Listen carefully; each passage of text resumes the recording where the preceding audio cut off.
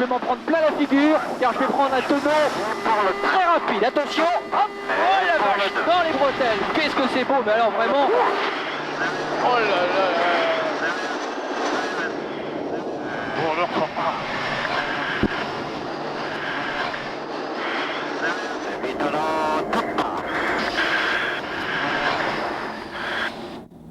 Nicolas. Nicolas. Oui, T'es là? j'ai perdu connaissance. Bonsoir, c'était il y a tout juste 20 ans que démarrait Ushuaïa, au retour d'une expédition en ULM au pôle Nord géographique, ce type d'expérience un peu artificielle et parfois vide de sens, où avec prétention l'on pense se mesurer à la nature, mais c'est peut-être aussi une sorte de voyage initiatique où chacun peut se trouver ou se perdre et où la plupart du temps, tout au moins, on découvre une autre vérité du monde. C'était donc il y a 20 ans, de retour du pôle Nord, que démarrait Ushuaïa. Ushuaïa, ce nom imprononçable d'une petite ville argentine en terre de feu, blottie derrière le Cap Horn et où les marins ont pour habitude de relâcher avant que d'aller en Antarctique. Une promesse donc absolue d'évasion et de découverte, ce que devait être et ce qu'allait être Ushuaïa pendant 20 ans. Pendant 20 ans, cette équipe allait vivre la Terre comme jamais, cette poignée d'hommes et de femmes, en s'affranchissant des frontières et en s'ouvrant tous les horizons, allait vivre à une autre échelle, celle de citoyens de la Terre, à un moment très particulier de notre histoire, à cheval entre 2 siècles et 2 millénaires. Et de ces voyageurs un peu insouciants et désinvoltes que nous étions probablement à la fin des années 80, surtout, il faut bien le dire, en quête simplement d'émotions fortes, et bien peu à peu nous sommes devenus des amoureux inconditionnels de notre planète, de la nature, surtout de sa beauté, mais aussi de sa diversité culturelle et biologique. Notre regard a changé et on a eu le sentiment que, assez brutalement, la planète s'était rétrécie sous nos pieds et nous découvrions sa vulnérabilité, mais aussi son extrême fragilité. 20 ans de joie, d'émerveillement, de crainte parfois, une vie, un rêve, une réalité. On découvre ça ensemble. Allez Nico, allez. Voilà, à partir de maintenant, on va fonctionner quasiment sans filet. est-ce que t'es prêt, Nicolas? Position! C'est bon pour moi. Et c'était parti pour 300 émissions. Tout ce qui pouvait ressembler à un challenge, à une passion ou bien à une nouvelle vision de notre écrin planétaire trouvait place dans Ushuaïa, le magazine de l'extrême.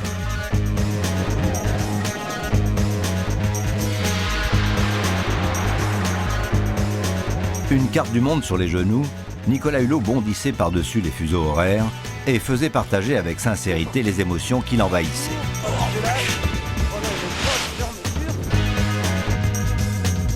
Moorea, l'une des plus belles îles volcaniques, née du mariage de l'océan et du feu, s'ouvre sous nos yeux. Un festival de trajectoire, un festival de couleurs. Appréciez cette formation, la beauté de ces gestes et la précision de tout cela.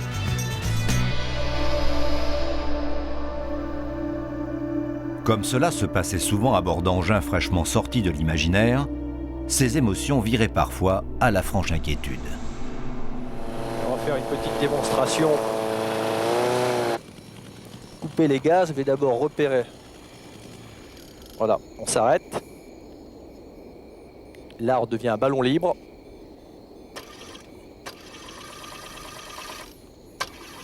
Pas de gaz, Nicolas, pas de gaz!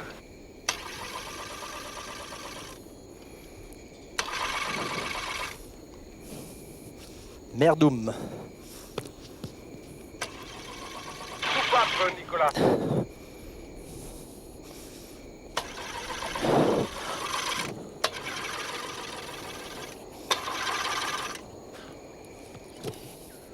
Jette la corde, jette la sangle de manœuvre et soupape tout de suite.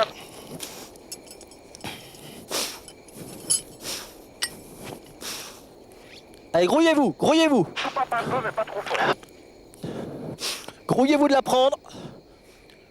la prendre. Vince, Bruno. T'inquiète pas. Soupape encore. Non, pas trop. C'est bon, soupape plus! Vous l'avez?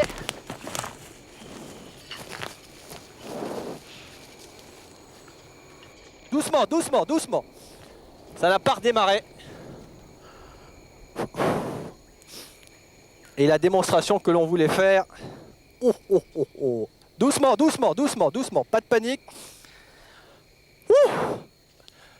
Merci mes canards. Oh, oh, oh. Oh là là là là. Je sais pas où je partais là, mais alors j'y allais direct. Hein.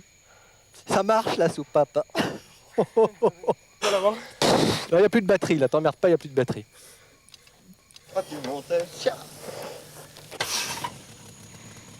Oh, vous faites chier, vous faites chier. T'as vernis le contact? Parce que là, le contact était coupé. Hein. T'as pas remis le contact? Moi, je viens de le remettre là. J'ai peut-être pas remis le contact. Alors c'est possible. C'est ça.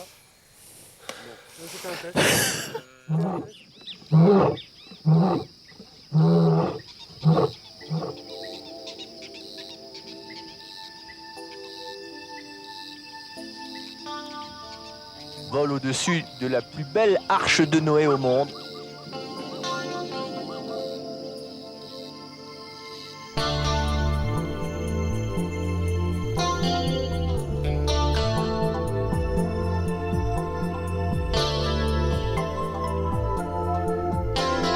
Nicolas Hulot s'est rapidement fait le complice des inventeurs fous.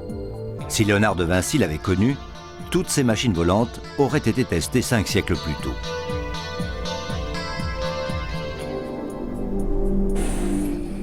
Moins 333 mètres par rapport à la surface du sol.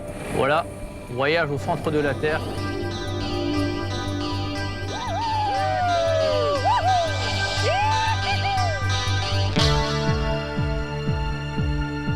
L'hélicoptère équipé d'un système de caméras stabilisé devint vite l'outil idéal pour faire partager le regard que seuls les oiseaux peuvent poser sur les choses. Alors Nicolas a appris à piloter tout ce qui permettait d'avoir ce regard au-dessus des décors les plus variés de la planète.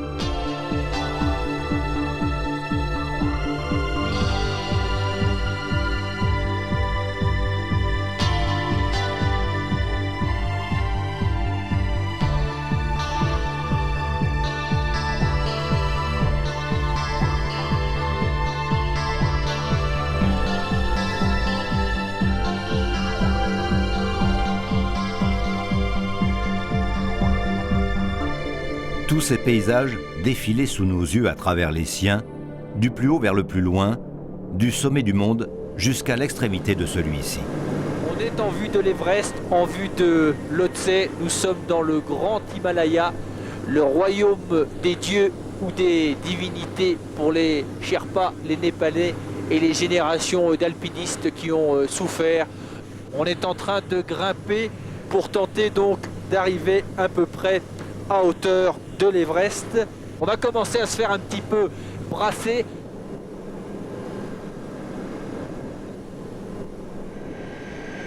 Vous allez découvrir la ville la plus australe du monde, Ushuaia. Nous sommes donc au plus sud du continent américain, au-delà encore de la Patagonie, de l'autre côté du détroit de Magellan. Nous voilà donc à la capitale de la Terre de Feu, Ushuaia, en langage indien, en langage yagan. Tout simplement, cela veut dire la baie tournée vers l'ouest. Ushuaia, ville du bout des terres, devint le symbole d'une émission qui n'hésitait pas à jouer avec le feu, même dans les eaux baignant le plus grand volcan planétaire. Oh là là là là! Jamais j'ai ressenti ça, tout le monde! La Terre est en vibration!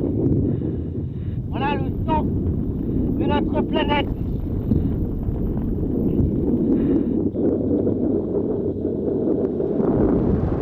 Oh là là là là là là là! Une avalanche!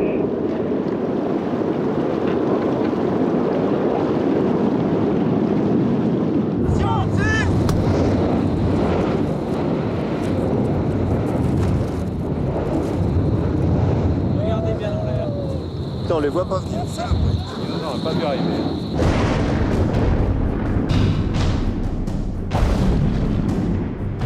Et on va s'alléger d'un coup. Voilà. Oh, la remontée. On a fait un peu de gravité zéro là, quasiment. Ah, c'est un métier. Heureusement, les pompiers n'étaient jamais loin. Et ces derniers semblaient aussi se prendre au jeu. t'en plus. Écarte les bras, écarte les bras. Oh la vache. Oh là là là là là là là là. Ça va, Rufus? Ça va, c'est calme, hein, comme voilà.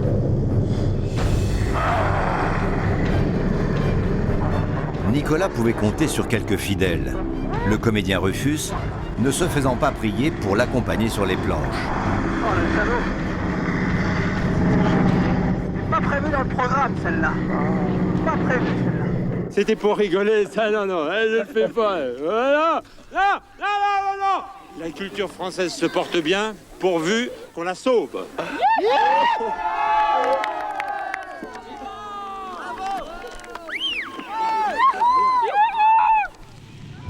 Oh, j'aime pas ça du tout.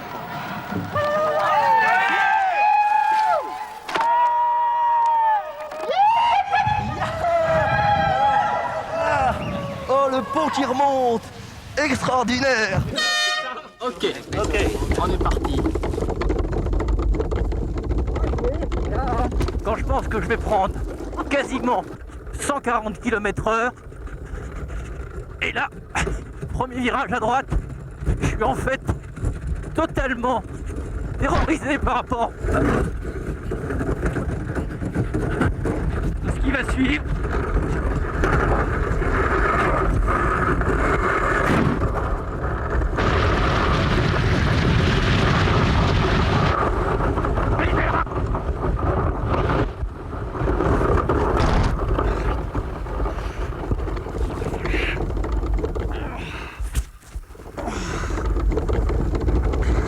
Et non, la punition n'était pas terminée.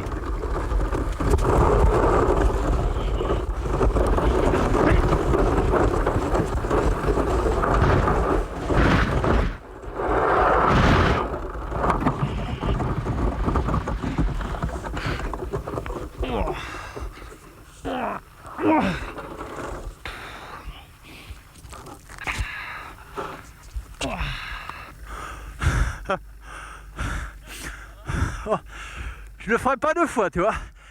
J'ai tapé partout. Le casque, il était là, le casque, il était trop grand. Même bien fixé, le casque n'est d'aucune aide pour piloter un hydrospeed. Nicolas aurait pu en rester sans voix, mais même sous l'eau, il persistait à s'exprimer. Les imitateurs s'en souviennent. Voilà pour l'accueil de notre premier hôte avec ces immenses tentacules parsemés de petites ventouses. Décidément, ces eaux de l'État de Washington sont surprenantes pour les plongeurs habitués aux eaux chaudes. Oh, carrément! Il est carrément venu me pousser le cône, celui-là! Il va carrément m'embrasser sur la bouche si ça continue. Ces visages de congres, ils ont au moins plusieurs dizaines. Oh la vache! Aïe, aïe, aïe.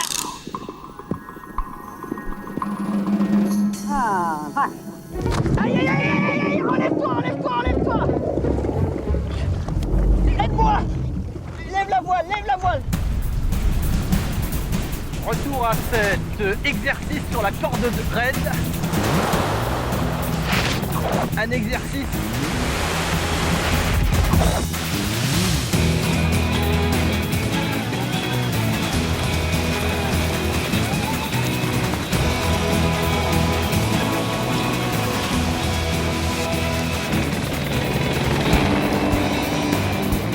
Tour à tour Tintin, James Bond ou bien Batman, Nicolas n'hésita guère à utiliser tout ce qui permettait d'offrir des sensations hors du commun. Cela commençait souvent comme une séquence vibration, mais la mise en perspective de toutes ces tentatives de pilotage permit de constater que l'être humain est plus solide qu'on ne l'imagine. cet engin extraordinaire qui est un gyrocoptère ou plutôt un autogire contemporain. Un pilotage délicat qui nécessite un apprentissage sérieux d'ailleurs, comme toutes les machines volantes.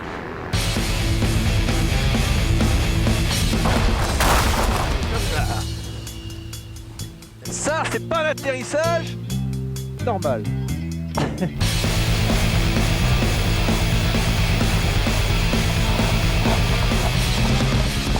brutal.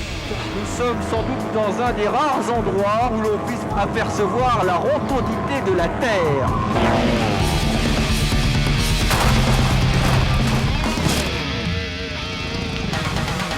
Lâche. Boum. Merde. Ça va? Ouais.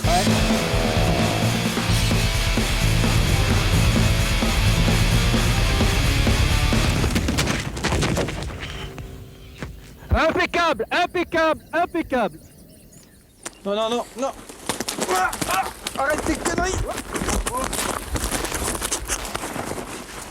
Descends, descends, descends. Descends. Voilà. Foiré. Ça va? Ça va. Ils attendent que ça dans cette émission. À chaque fois je me ramasse la gueule, je les vois, ils sont hilars. Hilar, enfin jusqu'à un certain point. Il est arrivé quelquefois que plus personne ne rigole dans l'entourage de Nicolas. Comme ce caméraman qui n'a pas hésité à filmer la continuité de cette tentative d'atterrissage improvisé de l'intérieur même de la nacelle du ballon.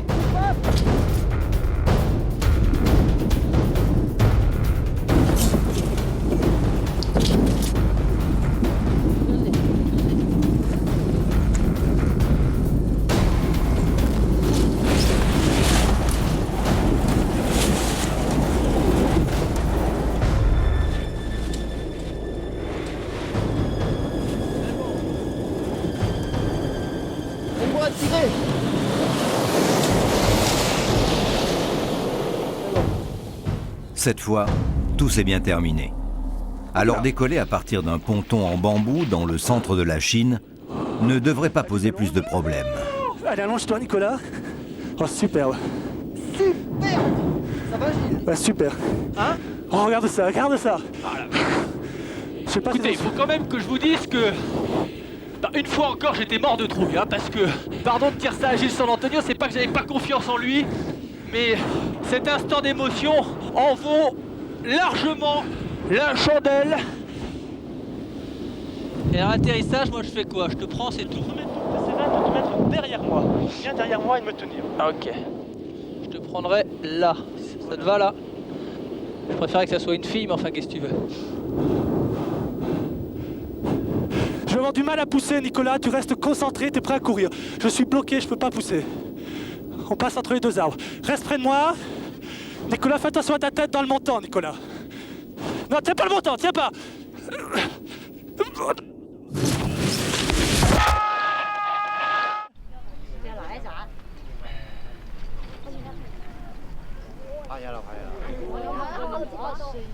Ça fait déjà 15 minutes que je t'entends ici. Ouais, hein. on est un peu en retard. Tu roules lentement, hein, parce qu'ici il y a beaucoup de vélos.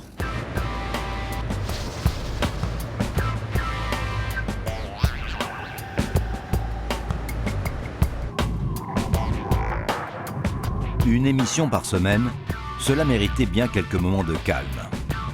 Mais non, le rythme effréné reprenait rapidement ses droits.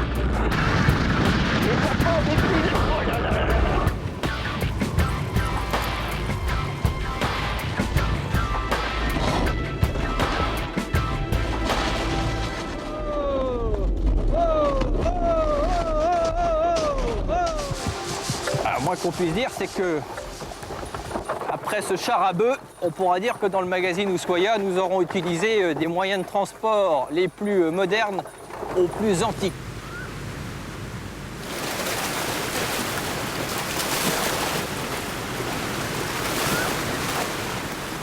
On va se baigner.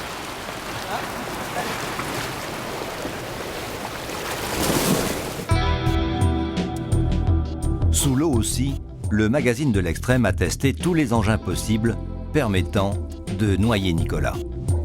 En 1538, deux Grecs ont fait une démonstration devant l'empereur Charles V à Tolède, en Espagne. Ils sont restés plus de 20 minutes comme ça sur une cloche. Et pour illustrer leur démonstration, ils avaient allumé une chandelle, ce qui avait évidemment fait grand bruit à l'époque. Je vous fais une petite expérience avec ce petit briquet qui est ici. Par contre, d'être sous l'eau dans une bulle d'air comme ça. Voilà. Bon, ça marche moins bien qu'à l'époque. Et voilà à quoi ressemblaient les premiers scaphandres. J'ai de l'eau qui rentre, les enfants. Alors je sais pas s'il y a lieu de s'inquiéter. Ça non plus, ça ne marche pas très bien. Alors pourquoi ne pas faire confiance aux moyens modernes? Cet équipement en forme de coquille de noix était garanti étanche à 300 mètres de profondeur. Les baleines blanches pouvaient être rassurées. Nicolas aussi.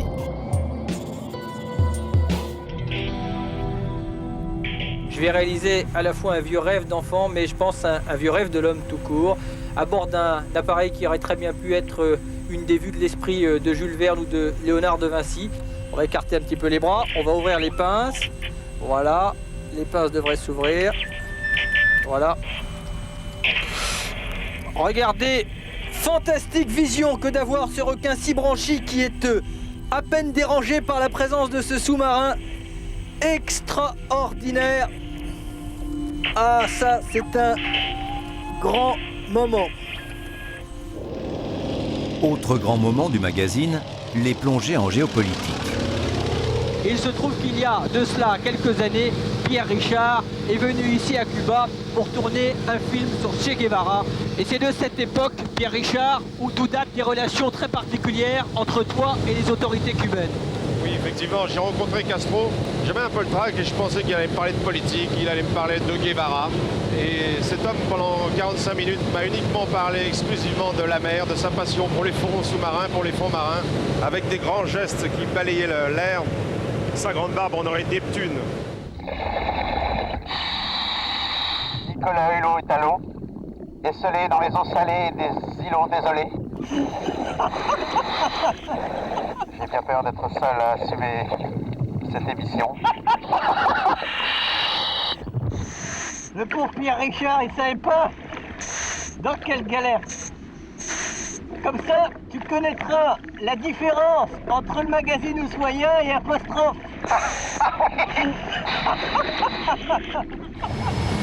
C'est dans le ciel de l'ex-URSS que Nicolas fut le plus assidu des ambassadeurs.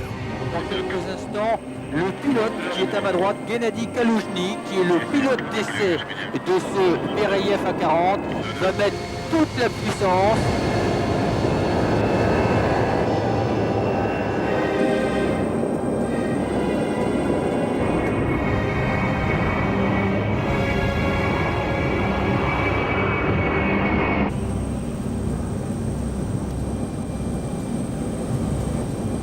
Les commandes du Bereyev avec les soviétiques.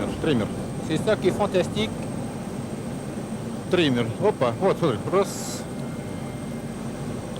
Il suffit de les demander. Okay. Et on vous les donne. Très sincèrement, j'imagine mal les Américains avec la même décontraction. Mais les Russes ont ceci de fantastique, c'est que il est quelquefois un peu difficile d'accéder dans leurs repères, mais une fois qu'on y est, c'est à bras ouverts qu'ils vous accueillent et ils vous en donnent beaucoup plus que vous en aviez demandé.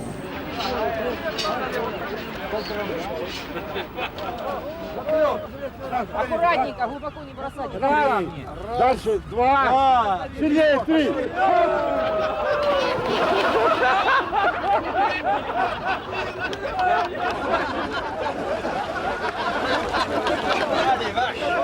Pour être définitivement admis dans l'aéronavale russe, Nicolas dut passer d'une eau à 7 degrés vers une vodka à 70 degrés sans mélanger. Желаем и будь. Держи. Ah, c'est mauvais pour la Давай. Разведенный. On n'y est plus. Нормально. Да. Костя. Где вода? Еще.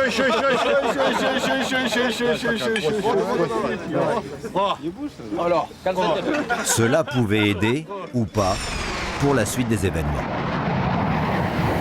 4 caméras à bord de cet appareil, dont un en boudelle, 2 caméras à bord du MiG-29, réduction des gaz. C'est un bel instant pour saluer le travail des cadreurs de l'Extrême. Le Sukhoi 27 est sans doute l'un des avions les plus maniables au monde. Un gigantesque rapace. Un Cobra. Oh la vache. pas ce qu'on a fait, mais... Nicolas, Cobra Major. C'est contre toute la logique aérodynamique. En vol horizontal, on cabre, les moteurs passent devant, dans la position d'un serpent prêt à l'attaque. Et l'on va commencer le combat aérien avec le MiG-29 qui est censé venir nous intercepter. Il va arriver derrière nous.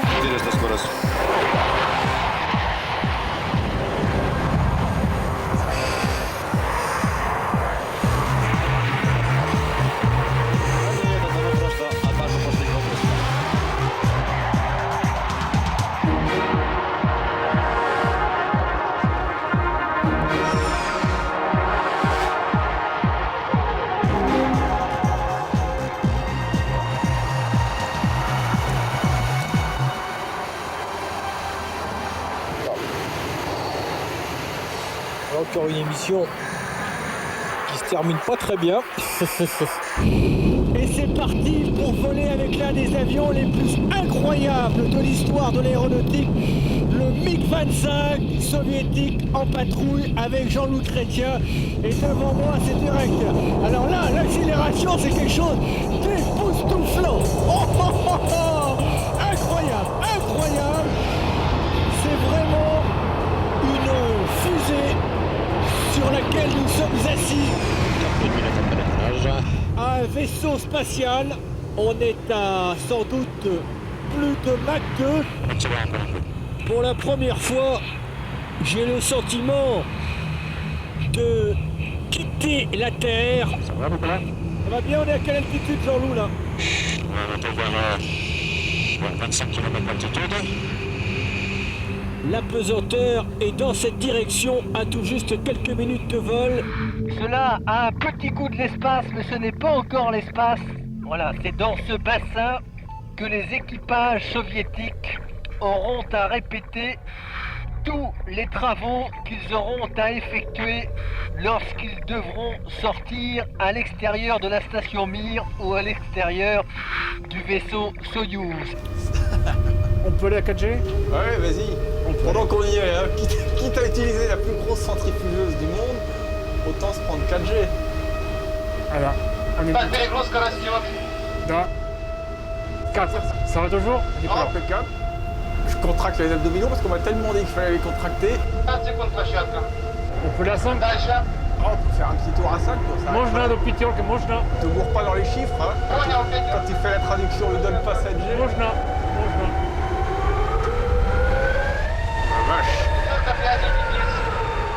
Cependant, c'est à bord d'une caravelle française que l'équipe d'Ushuaïa finira par tutoyer l'impesanteur. On va faire un petit coup au plafond. Ah, c'est quand même extraordinaire.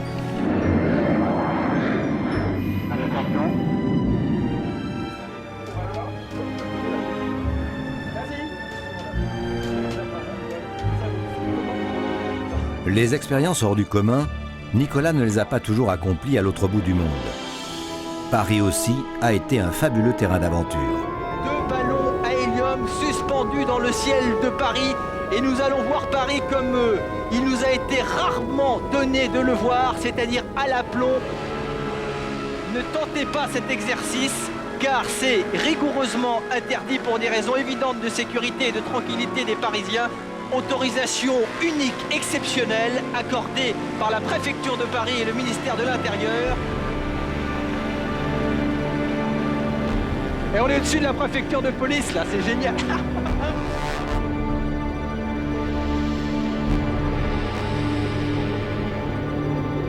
Oh là là. Si on n'avait pas une trouille bleue, ça serait extraordinaire. Ouais, c'est un peu ça. Le commandant de bord qui accompagnait Nicolas, Gérard Felzer, en a parfois regretté son Airbus. Prenez-moi vite. Wouhou! Et c'est parti! Youhou!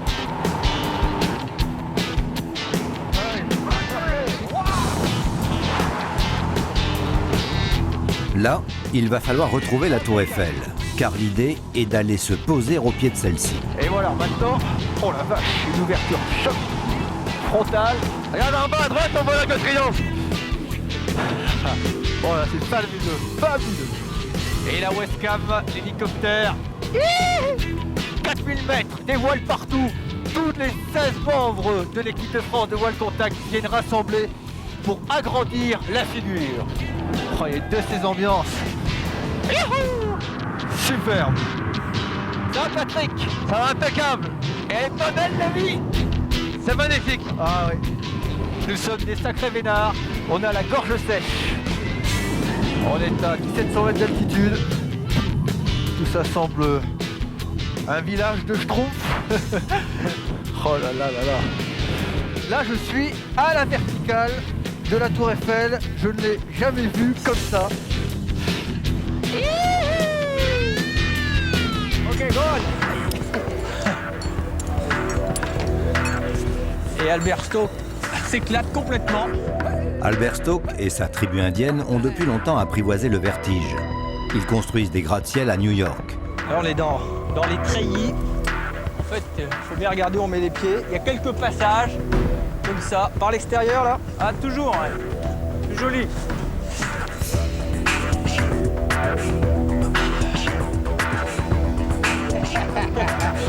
Celui-là, je pensais pas que je le ferais.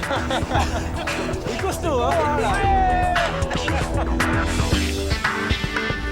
À bien y réfléchir, la Tour Eiffel n'est après tout qu'un escalier géant. Les choses sérieuses ont vraiment commencé avec Patrick Edlinger lorsqu'il fallut jouer à Spider-Man dans l'Utah. Ça pue? Ah oui, voilà, pour l'ascension de Moses Tower, la tour de Moïse, 150 mètres. Plus haut tes ancrages, Nicolas. Donne-moi un peu de mou. Et enlève déjà le descendeur. Ok? Il veut pas me répondre. Je m'emmène dans un des plus bels endroits au monde. La glace est super bonne. Il y a un spectacle vu du ciel dont je pense vous profiter qui est magnifique. On passe de l'émeraude au turquoise, il y a une espèce de transparence dans la glace. Il faut dire que l'on sent la présence de l'eau en dessous.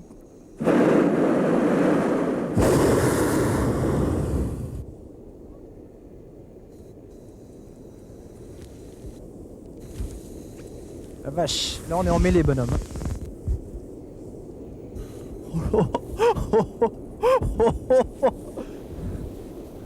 On ne dira jamais assez combien les lectures d'enfance influencent les rêves des adultes. Les récits d'expédition de Paul-Émile Victor n'étaient sans doute pas étrangers au désir de Nicolas de passer d'un pôle à l'autre. Ushuaïa, le magazine de l'extrême, dans cet espace encore vierge, féerique de lumière, de beauté, de glace, de montagne, l'Antarctique, ignoré et occulté de l'homme pendant des siècles. Il faut dire qu'il est merveilleusement protégé par des océans de tempête et un bouclier de glace. Ok. Bon courage. Vous n'avez jamais plongé sous la glace, Paul-Émile? Si, mais pas ici. Où ça? Essentiellement au Groenland, ça m'est arrivé une fois dans l'Antarctique, c'est tout. Qu'est-ce que vous avez rencontré sous la glace? Des phoques. Vous n'avez pas vu de narval? Ah non. Bon, vous savez que c'est mon projet de l'été prochain, cela. Quoi, le Groenland? Non, les narvals. Où, au Groenland? Au Groenland. Eh ben, j'en suis. Paul-Émile Victor n'aura malheureusement jamais l'occasion de plonger avec Nicolas et les narvals. Mais les deux hommes s'étaient compris bien au-delà des actes. Ce qui est important, c'est de transmettre ce que l'on a vu, de transmettre ce que l'on a appris. Sinon, tout ce que l'on fait n'a aucune valeur, car il n'y a qu'une seule chose qui compte pour un homme, c'est la connaissance. Regardez ce que je viens de découvrir sur la banquise, le premier ours polaire.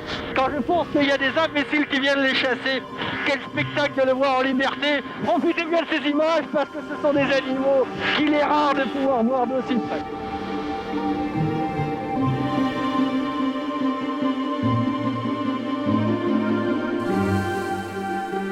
Les espaces désertiques ont toujours formé des hommes. Sœur Théodore Monod a accompagné Nicolas au cours d'une méharée en Mauritanie. Depuis longtemps, ce grand naturaliste s'était habitué à ne vivre que de l'essentiel, en toute humilité. Les agréments de la vie saharienne, c'est la solitude. La propreté aussi, c'est propre le désert. Le sable n'a jamais sali personne, au contraire. Au Sahara, on fait la vaisselle de façon un peu particulière, parce qu'on la fait sans eau.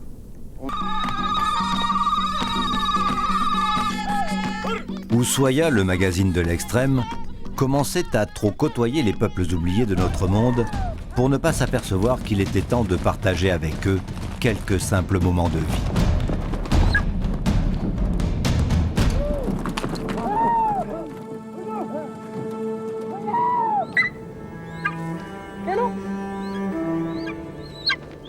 Voilà. C'est cet instant magique où le jour semble hésiter avec la nuit et la lumière se fait prier et surgissent ces formes étranges que sont les pêcheurs au cormoran. La simplicité, le naturel et la beauté méritaient une forme d'attention apaisée. Empreintes de respect, certaines approches permirent au magazine de faire des rencontres d'exception. Regardez cette scène extraordinaire. Une dizaine de lions, simultanément, qui viennent d'arriver au point d'eau.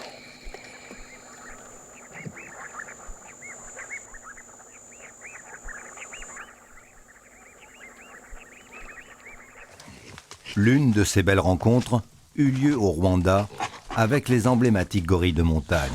Je crois qu'il est en train de regarder autour parce qu'il veut trouver un endroit pour manger. Voilà, maintenant, Papou se retourne à l'endroit où elle mangeait tantôt.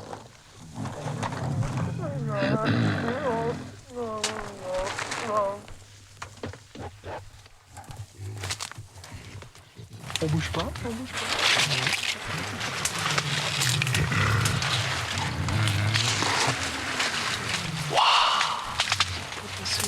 Je suis derrière toi.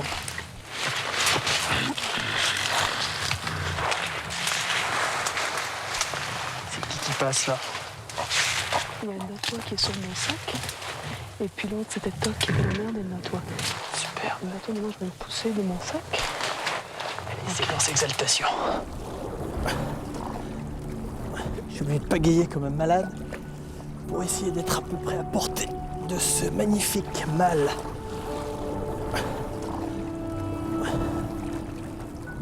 Regardez ça, regardez ça. Mais pour Nicolas, l'émotion fut à son comble lorsque des orques facétieux vinrent flirter avec son frêle esquif. Superbe. Je la vois en transparence dessous. Elle va sortir devant, attention.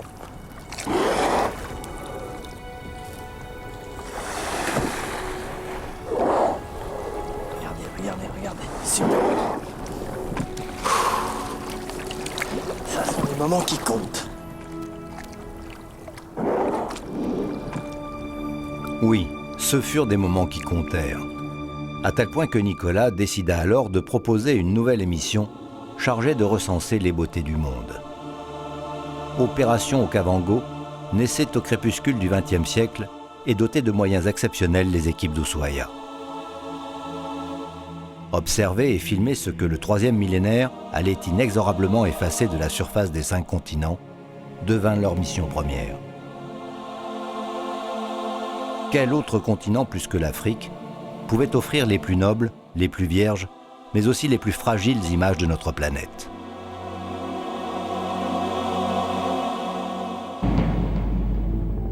L'émission mit alors le cap sur la terre de nos origines, lieu de fantasme des grandes explorations humaines.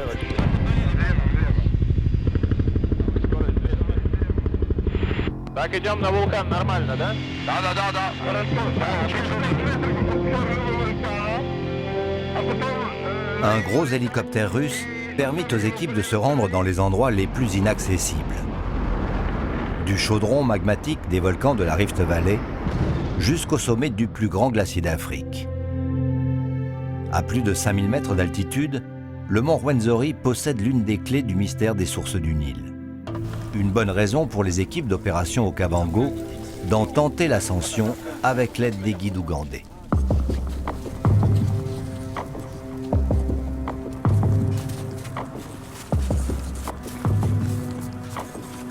Le savant grec Ptolémée avait eu l'intuition que le fleuve divin prenait sa source dans ces montagnes.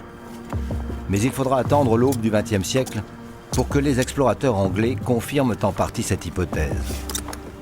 Jamais pourtant ils ne s'aventureront sur les flancs de la demeure des nuages. Good. Are we arrived? Yes, you're most welcome. Oh! 5100 à quelques mètres. Congratulations. Thank you. Ce sont bien là donc les premières gouttes d'eau du Nil. Ce ne sont pas les seules. Il leur faudra sans doute quelques années pour arriver enfin donc sur le territoire égyptien à l'embouchure du Nil. Plus au sud, un décor de science-fiction attendait l'équipe qui devait pénétrer les Tsing de Bémara, une formation géologique surréaliste qui s'étend sur près de 150 km de longueur à l'ouest de Madagascar. Du ciel, c'est New York après un conflit nucléaire. De près, c'est une forêt de lames calcaires acérées de plusieurs dizaines de mètres de hauteur. Peut-être le seul endroit au monde où l'hélicoptère d'Okavango ne pouvait décemment pas se poser.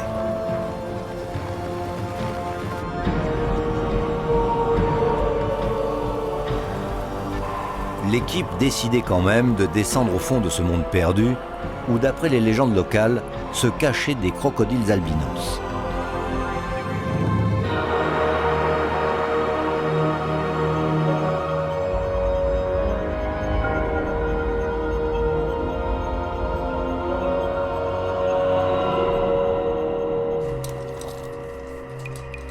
Plus d'hommes sont allés sur la Lune que d'explorateurs dans ce coffre-fort écologique malgache. Insectes et plantes inconnus allaient ravir les scientifiques de l'expédition. Quant à trouver des crocodiles albinos ou autres formes d'animaux préhistoriques, il fallait attendre encore un peu. Mais pas tant que cela. Dans les eaux profondes de l'archipel des Comores, vit le dernier des dinosaures, le sélacanthe, que l'on croyait disparu depuis 80 millions d'années. Là, tu entends? On approche. Oh, he's here. Three of them. Oh! Incroyable. Welcome in the club, Nicolas. C'est des rares privilégiés qui ont pu voir dans leur milieu naturel les sélacanthes.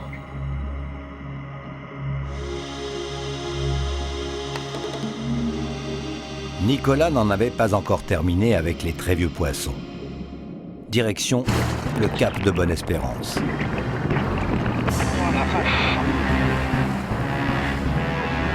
Enfoiré! Il a mis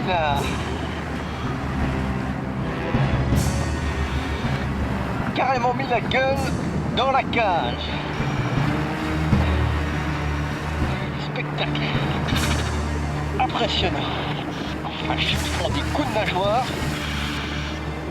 Chahutés comme dans une lessiveuse.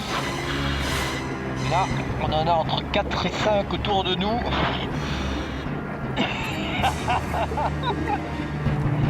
Il est gros celui-là. La ronde des squales. Remontez-moi de ce bord. Putain, vous rigolez, c'est pas des poissons rouges, hein. C'est des vrais.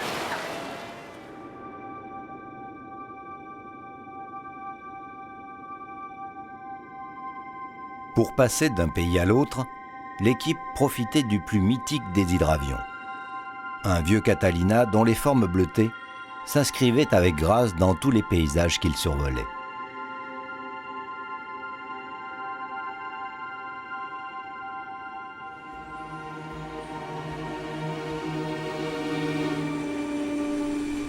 L'opération Okavango ne pouvait pas se priver de désert. C'est dans les lieux les plus arides que se font les rencontres les plus exceptionnelles et où l'homme trouve sa juste dimension.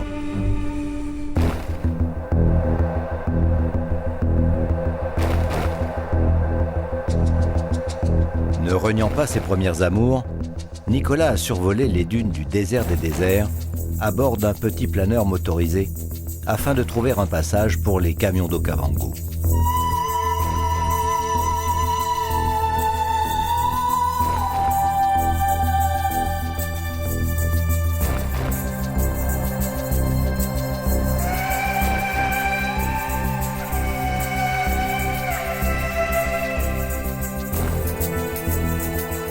Pour écrire Terre des Hommes, Saint-Exupéry a puisé dans ces instants magiques où le désert nous en apprend plus sur nous-mêmes que tous les livres. Le bon moment pour prendre conscience que les moyens logistiques doivent s'effacer devant les rencontres.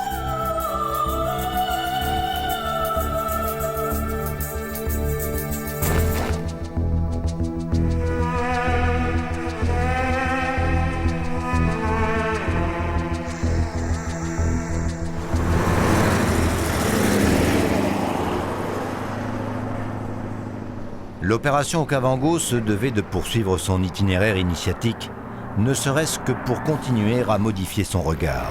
On va rejoindre la citadelle de Djado et celle de Djaba.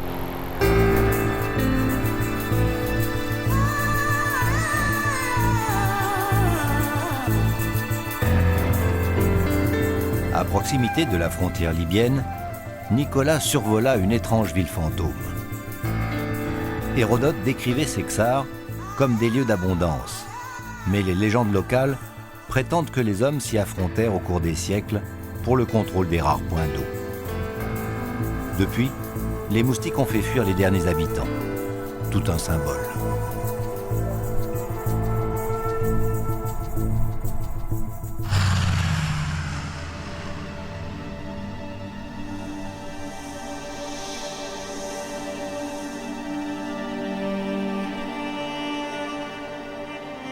Après plus d'une année à tutoyer l'authenticité d'un continent trop méconnu, il restait à atteindre le but ultime, celui pour lequel le cœur de Nicolas battait un peu plus vite.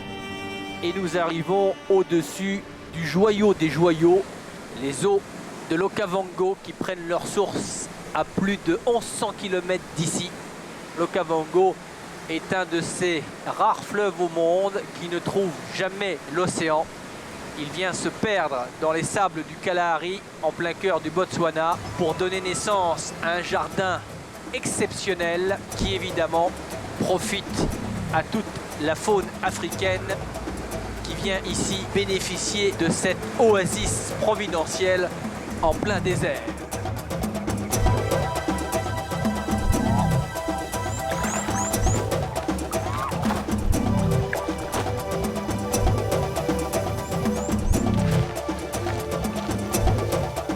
L'Afrique, si économe de sa survie, a donné une leçon d'humilité aux hommes d'Okavango.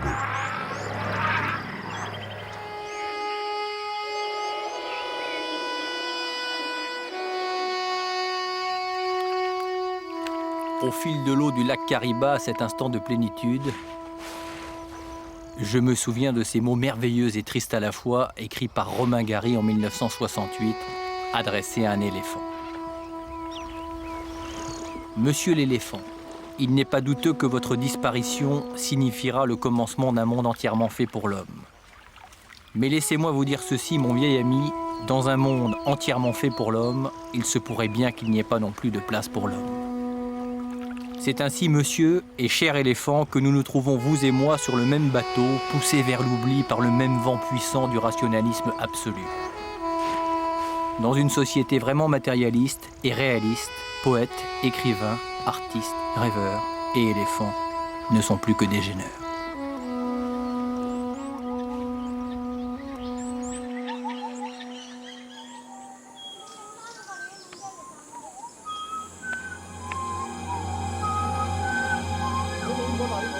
Pour Nicolas, comme pour les peuples oubliés du temps, vivant au plus profond de la forêt, le respect du fragile équilibre de la nature s'était imposé comme une évidence. Ushuaïa Nature était né.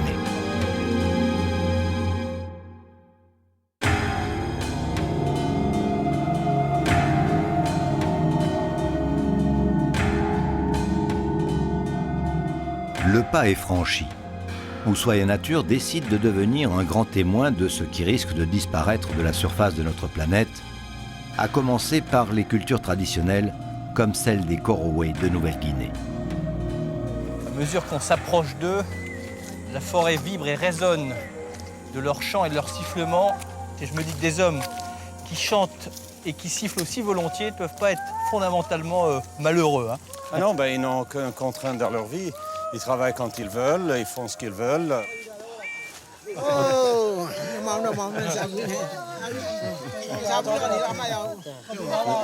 Je comprends pas ce qu'il dit. Non. Je vais essayer de voir s'ils comprennent l'indonésien. Bisa bahasa Indonesia? Non. Oh, il y a les femmes là. Ça y est, tu as une femme là.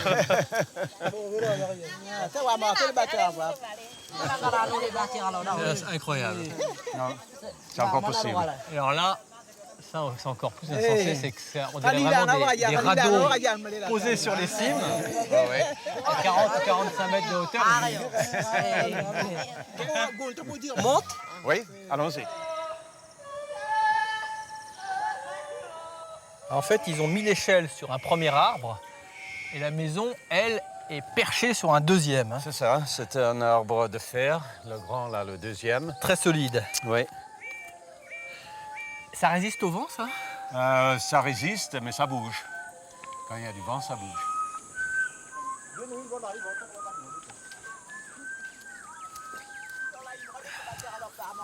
Ah. Ibu. Selamat. Ah.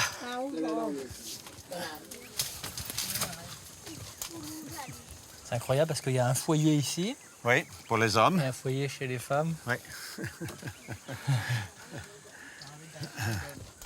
Ah, on nous donne à manger. Tu dis merci parce que je... Terima kasih, vous. Banane cuite. Ça, c'est de la banane sauvage. Ouais. Alors, il faut maintenant réaliser quand même dans quelle posture on est. Après, je sais pas, entre 35 et 50 mètres au-dessus du sol. On flotte comme ça au-dessus de la canopée. On a une vision incroyable sur l'immensité forestière. On est à niveau des oiseaux. On domine là. C'est formidable. Ah oui, non, c'est merveilleux. Merveilleux. Ça fait quand même partie des moments très forts. C'est une rencontre entre deux mondes extrêmement différents. Eux, ils sont complètement autosuffisants dans leur nature.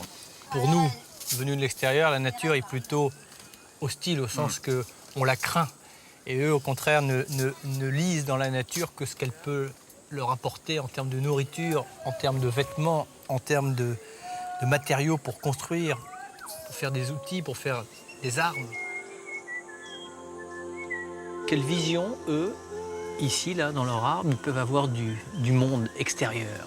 Est-ce que le monde, pour eux, s'arrête à la forêt périphérique? Ben oui, parce qu'ils ne connaissent pas ce qui est en dehors. Ils ne connaissent pas l'écriture, ils connaissent pas... J'ai lu quelque part que, pour certains, le monde, c'était 3 cercles concentriques, quoi. Il y avait le monde des vivants, avec les esprits d'ailleurs, puis après le monde des morts, puis après l'océan qui engloutirait tout cela à la fin du monde, quoi. Ben, leur vision ne va pas plus loin que ça. Enfin, elle ne va pas plus loin que le premier cercle que tu as décrit.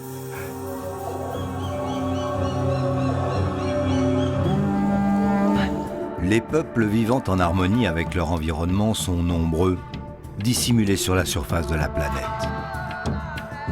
C'est ce qui en fait aussi sa richesse. Ushuaia Nature est allé à leur rencontre.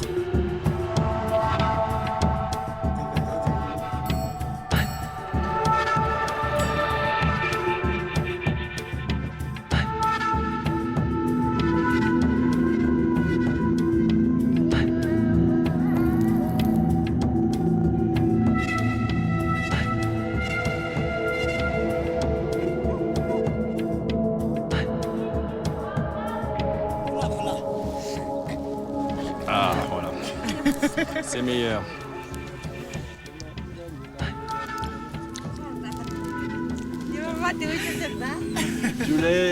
Julie.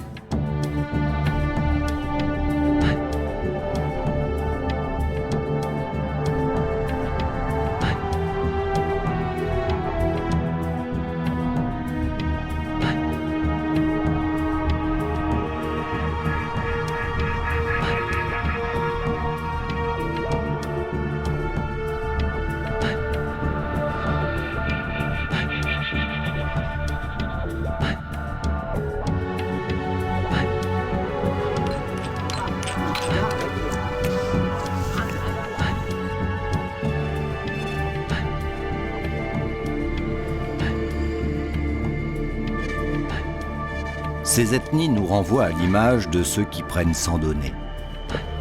Ushuaia Nature, désormais prend le temps, s'installe, cherche le contact.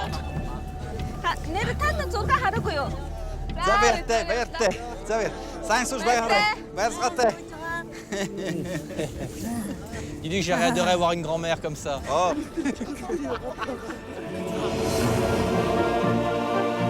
Ces hommes et ces femmes évoluent le plus souvent dans des décors grandioses. Alors Nicolas et ses équipes redoublent d'imagination pour découvrir et nous faire partager leur émerveillement pour ces écrins naturels.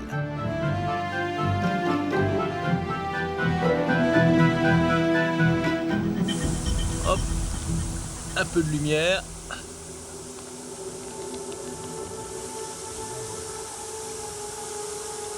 C'est un sacré engin que tu as inventé là. Extraordinaire. Fabuleux.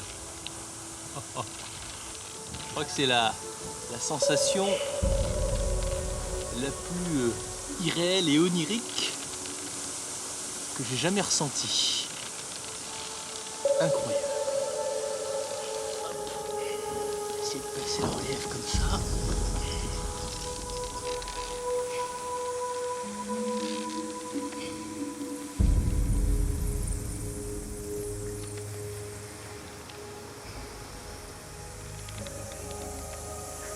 Ça vole un peu partout. J'espère que leur sonar n'est pas en panne, car ça me ferait pas du tout rire qu'elle percute mon enveloppe d'hélium.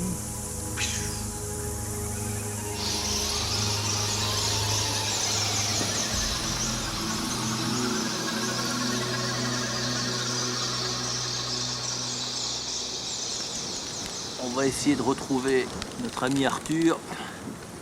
Tant est que ça soit possible parce que il est toujours derrière un cloporte ou une araignée. C'est le côté un peu obsessionnel des spécialistes. Quand on est derrière eux, plus rien n'existe hormis leur sujet d'intérêt. Et il vaut mieux qu'ils soient passionnés par leurs chères études, ces scientifiques, car ils sont mis à rude épreuve dans l'émission.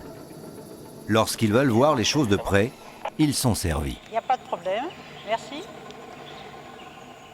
Comment se passe le voyage, Lucille? Absolument extraordinaire. Ah, je suis content que tu apprécies. Je ne pensais pas que c'était si simple quand même. Ça change du muséum, hein?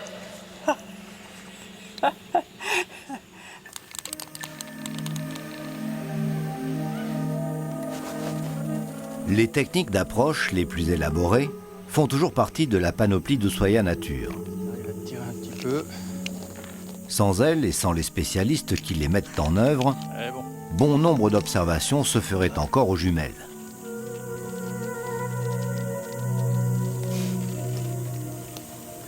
On est joueurs, hein, donc on est très très joueurs. Oh. Ça alors, je reviens pas. Tu es content? Super.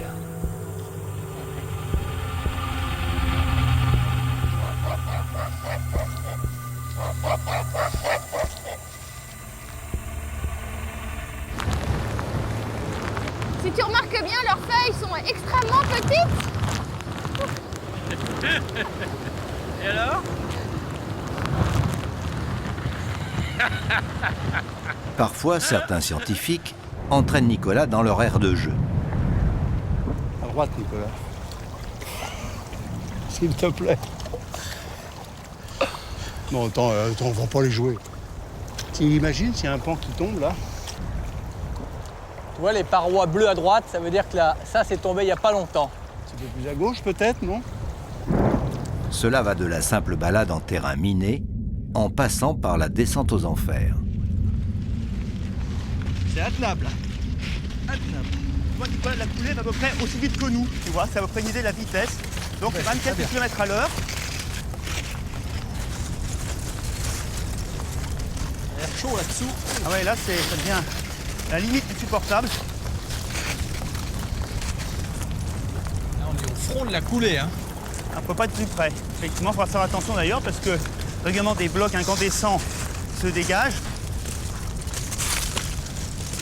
Malade, c'est volcanologue.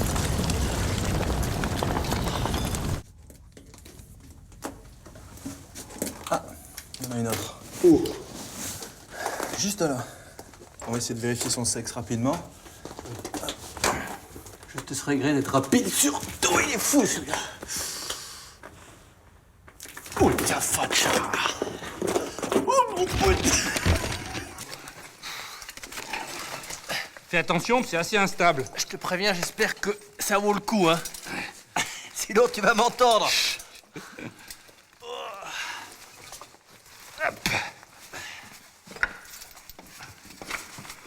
C'est bon? Oh.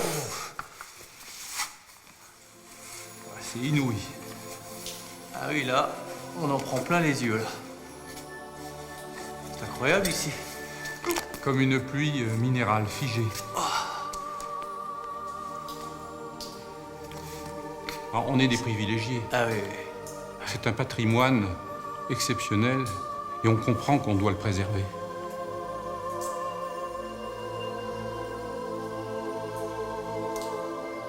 Des patrimoines à préserver, il en existe partout sur notre terre. Qu'ils soient naturels ou façonnés par l'homme, ces fantastiques vestiges nous remettent à notre juste place. Celle d'un grain de sable à l'échelle du temps.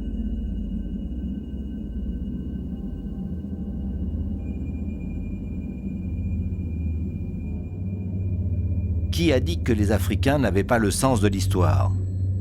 Certainement pas les pharaons noirs de Nubie. La brillance de leur civilisation fait encore concurrence au génie architectural égyptien.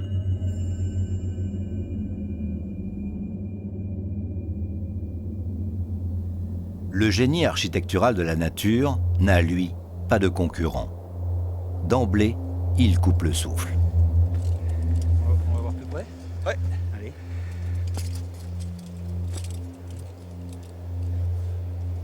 Je vous attends là. C'est là qu'on va aller, Voilà, Patrick. ouais. Hein? À partir de là, on a les 300 mètres. Là. D'accord.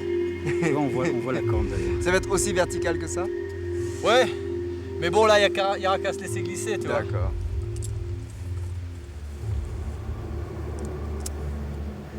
Ce que j'aime bien quand je te regarde, c'est que c'est pas franchement toi qui me rassure. Bah non. Non, quand je me penche, c'est... Oui. Bah te penche pas.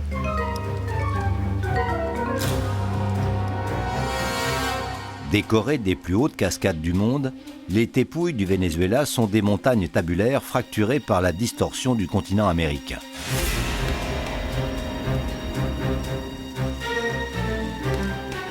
Véritable château fort protégé par des murailles verticales de plus de 1000 mètres, il renferme des mondes perdus qui inspirèrent à Conan Doyle un Jurassic Park imaginaire. Une aubaine pour les botanistes dénués de vertige.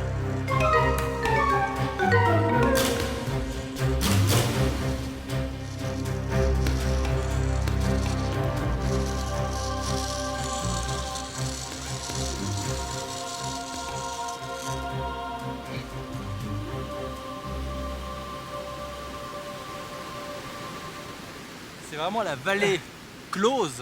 Ah oui. Complètement, hermétiquement. Et à mon avis encore pour quelques millions d'années. En tout cas, il y a une chose qui est sûre, c'est qu'il n'y a pas beaucoup de botanistes. On est peut-être même les premiers mammifères qui mettons les pieds au fond de ce gouffre. Oui. Mais on peut peut-être affirmer sans trop se tromper que s'il devait rester des dinosaures comme Conan Doyle l'avait imaginé, ils seraient sans doute dans cette vallée. Là, s'ils ne sont pas là, il n'y en a pas. Oh bah voilà, c'est la dernière chance qu'on avait de les trouver. Si t'en vois un, tu me... Je te préviens. Allons bon, il en existe encore. C'est ce que pensa le pilote hollandais qui fit un atterrissage forcé sur l'île de Komodo dans les années 30. Ah oui, là... Attention. Les petits sont très agressifs. Ils sont plus agressifs que les gros.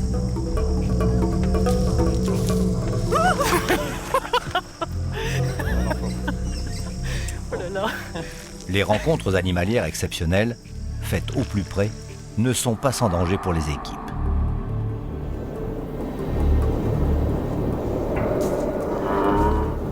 Restez groupés, restez groupés.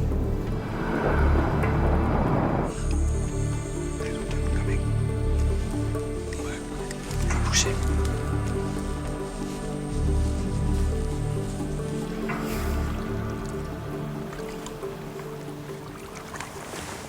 attention d'aller les caresser quand même. Attention, il va se retourner. Stop. Ouf. C'est génial.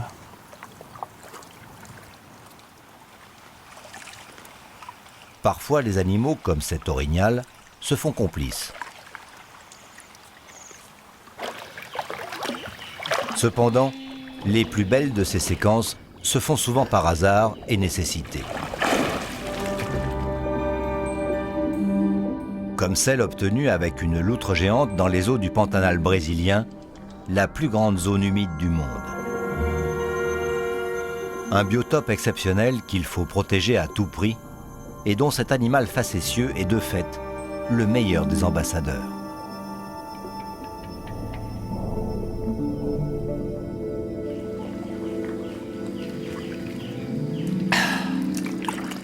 Je crois que ça c'est un moment de bonheur à l'état pur.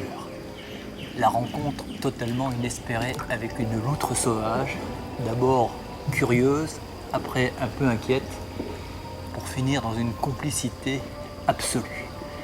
Et c'est certainement l'une des rencontres les plus inattendues et les plus rares qu'il soit. Quel spectacle dans cette eau d'une transparence absolue. Séquence d'anthologie. Voilà ces réserves d'eau souterraine dont l'humanité a tant besoin, captive dans l'écorce terrestre.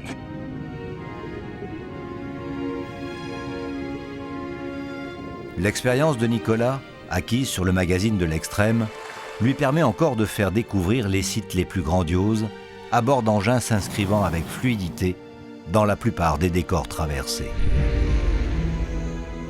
La pureté absolue, à près de 3800 mètres d'altitude, la plus grande croûte de sel au monde, le salar de Uyuni.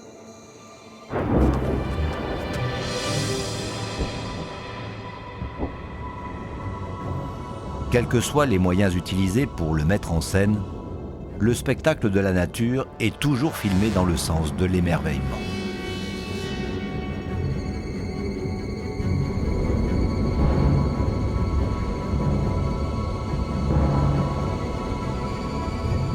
On va y arriver. Tourne-toi vers nous. Mets la tête par là. Voilà. Iguaçu, le carrefour mythique de 3 frontières, le Brésil, l'Argentine et le Paraguay. Waouh! Écoutez le grondement d'Iguaçu.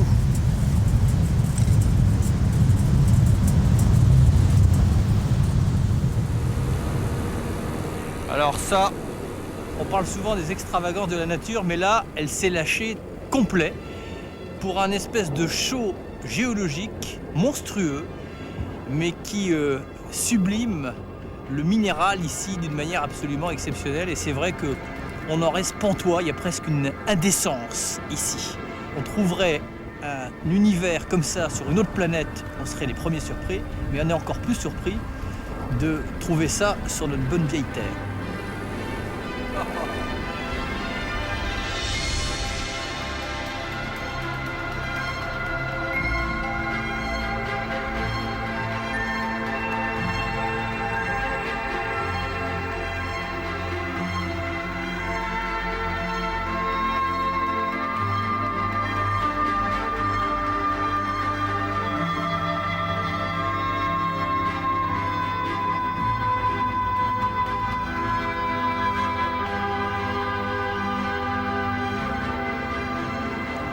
C'est vrai qu'on dirait une immense crème brûlée.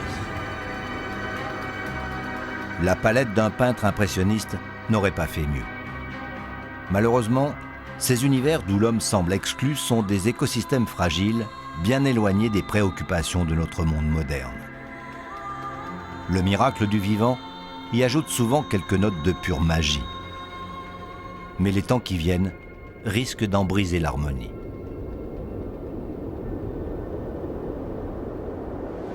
Et voilà cette ligne splendide, ces oies. Oh, qu'est-ce que c'était magnifique. on pourrait les toucher si l'on osait. On a tellement peur de les déranger, mais en fait, elles savent parfaitement s'intégrer dans le vol. Rencontre avec ces oies des neiges, et j'espère qu'avec nous, vous profitez de ces images et que certains esprits regarderont les oiseaux différemment, et en tout cas, plus comme une simple cible.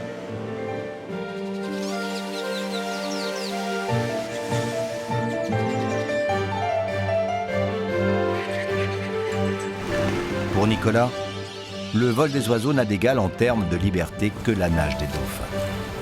Ah ça c'est dingue hein. Des dizaines et des centaines de dauphins extraordinaires.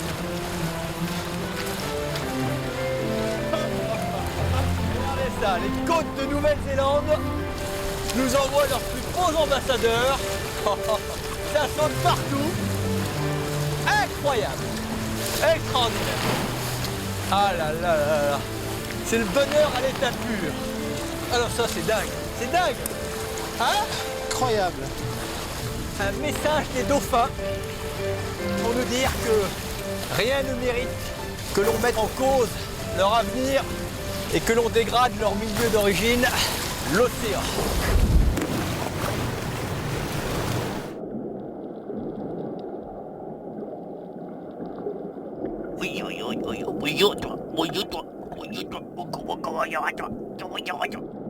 Marrant ça.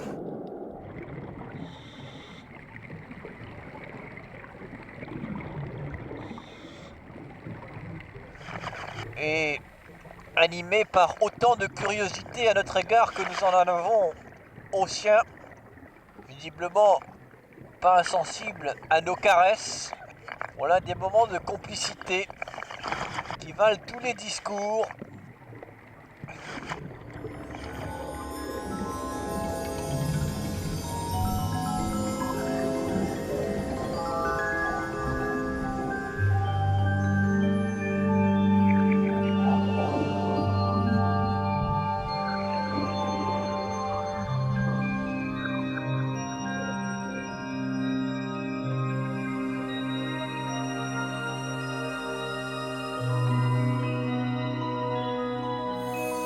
Dans les océans, et malgré la difficulté de l'entreprise, le peintre s'est laissé emporter par la richesse des formes à colorier. Tous ces tubes de couleurs ont été utilisés.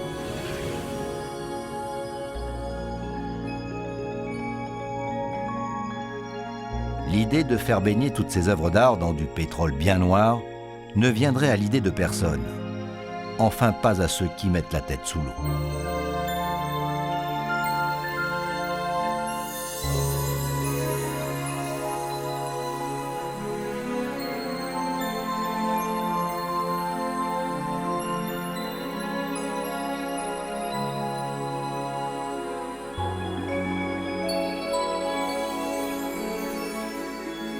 Cette folie de la nature est encore plus spectaculaire sous les eaux qu'à la surface du globe. En partie parce qu'elle est méconnue, la faune océanique est souvent considérée comme une simple ressource alimentaire ou économique.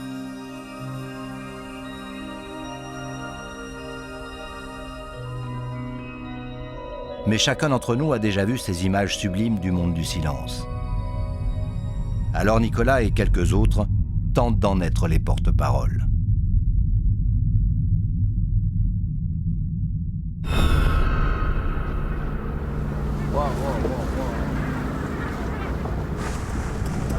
Vous êtes prêts les enfants? Ceux qui restent dans le bateau, priorité à la sécurité plongeur. À la bouteille, Cyril est où? Cyril il est là, il est déjà à l'eau. Allez, il y a du monde sur l'eau.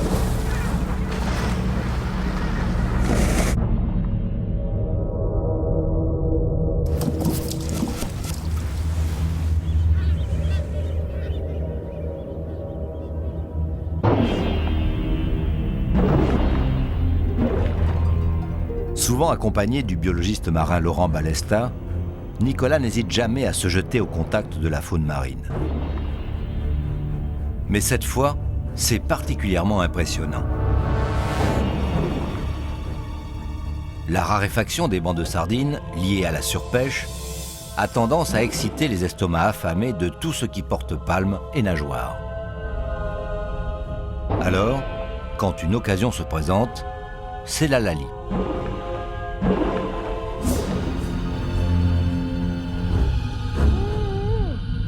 Comme la concurrence est grande pour se nourrir, les dauphins n'hésitent pas à chasser les requins. Frustrés, ces derniers se retournent vers tout ce qui passe à portée de leur mâchoire. Les plongeurs ont senti le danger et se mettent rapidement dans la position de la caravane attaquée par les Indiens. La nature n'est pas toujours tendre et sait parfois imposer ses limites aux hommes. Oh putain. Crazy dive. J'avoue que quand je suis sorti de l'eau, la houle m'a monté de 2-3 mètres et que j'ai pas vu le bateau, vu ce qu'on avait sous les pieds, j'ai connu des moments plus sereins.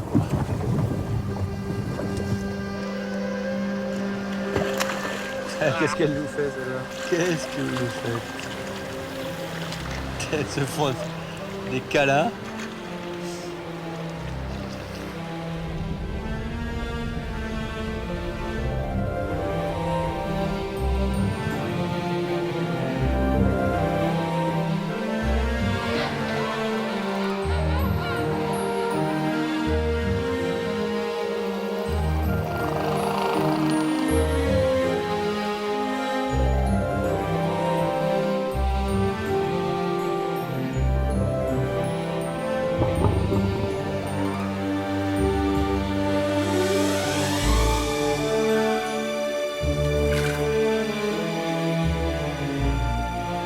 La tendresse est peut-être l'attitude la mieux partagée du monde animal.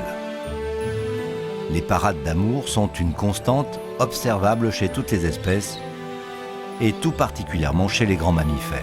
Voilà, au revoir, à bientôt. Oui.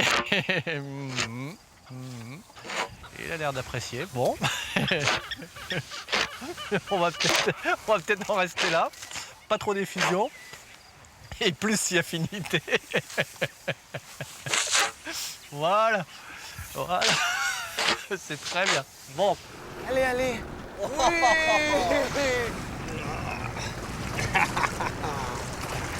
C'est bien. T'as vu comme c'est doux, hein, la peau? C'est magnifique. Regarde. On est gêné parce que normalement on essaie d'éviter le contact avec les animaux. Mais là, qu'est-ce que tu veux? On peut pas résister, c'est elles qui viennent. Alors, waouh! Faut croire en nos rêves. Tout à fait d'accord. Et ben même nos rêves sont trop petits pour accueillir de tels instants. Comment est-ce qu'on a pu menacer la survie de ces baleines? C'est extraordinaire. Extraordinaire. Oh, l'œil. L'œil est un organe facile à tromper. Le mimétisme va parfois se nicher où on ne l'attend pas.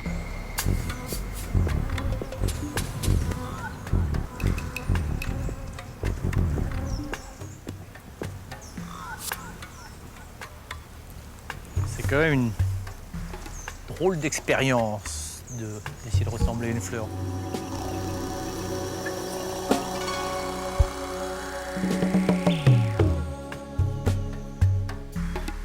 L'inquiétude ne fait pas encore partie des préoccupations de ce chimpanzé. Pourtant, en moins de 20 ans, son monde, notre monde, a bien changé. Il ne reste que de vastes lambeaux plus ou moins détériorés du fantastique terrain de jeu que la nature nous avait légué. Les causes en sont plus anciennes, mais les conséquences s'amplifient de façon exponentielle. Niché dans son arbre tel un vieux philosophe grec, le directeur du laboratoire de botanique tropicale, Francis Halley, possède en lui des vérités qui dérangent.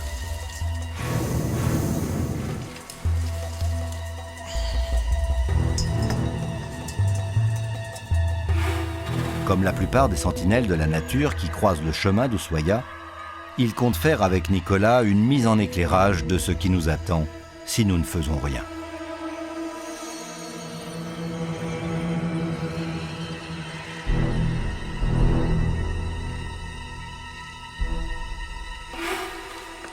Hein, Francis? Vous connaissez les cosmonautes, mais les arbonautes? La première fois que j'en vois un. Ça va, Nicolas. Bienvenue dans l'Icos. Ça ton labo alors? C'est ça mon labo. On est à 30 mètres. Alors, profitons de cet emplacement sublime pour aborder une note un tout petit peu triste et pessimiste, c'est que la forêt équatoriale et probablement la forêt tropicale, leur sort est déjà scellé si l'immobilisme et l'inertie de l'humanité perdurent. Oui, c'est très douloureux. Pour les gens comme moi qui ont consacré leur existence à l'étude et à la sauvegarde de ces forêts, c'est très douloureux.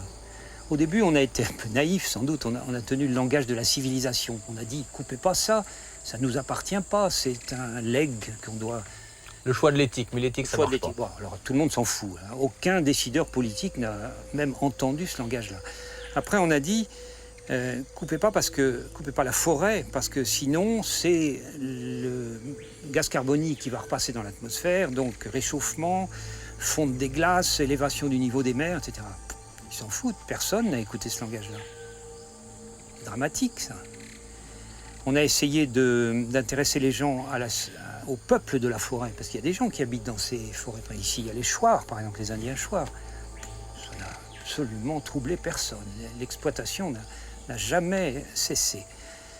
Alors maintenant, il y a peut-être un petit espoir, mais je le présente comme vraiment quelque chose de la dernière chance.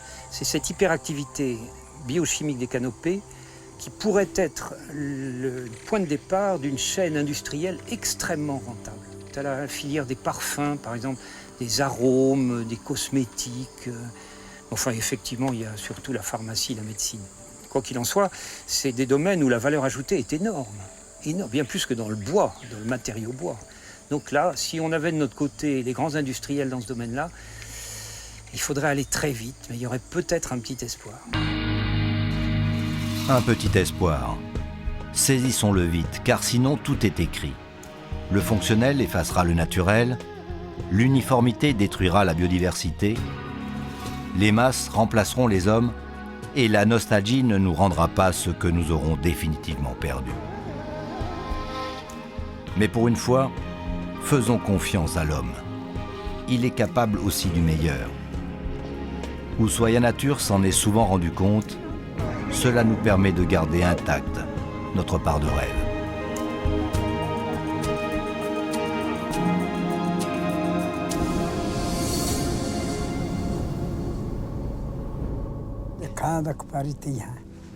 Donc c'est son village ici, il est né ici. À côté de l'arbre, il est né à côté de l'arbre. Il a vécu là toute sa vie.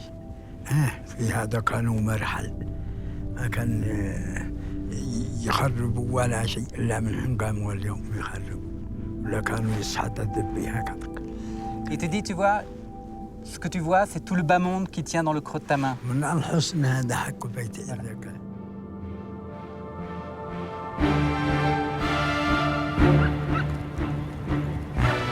la lumière rasante, ça fait presque trop d'émotions simultanées. Et les Indiens le disent à leur manière, ils disaient le cœur de l'homme éloigné de la nature devient dur. Et là, quand on voit cette caravane magnifique, on se dit que eux, ils ne traînent que l'essentiel. Il n'y a pas de place pour l'accessoire ou le superflu. Et le problème de l'humanité, ce ne sont pas les hommes, c'est la masse de choses inutiles que l'on traîne derrière soi. Et en tout cas, on se dit que au cours de notre histoire fulgurante, on a perdu quelques notions essentielles et surtout quelques vérités simples, à commencer par la plus simple d'entre elles. Nous sommes tous des enfants de la nature.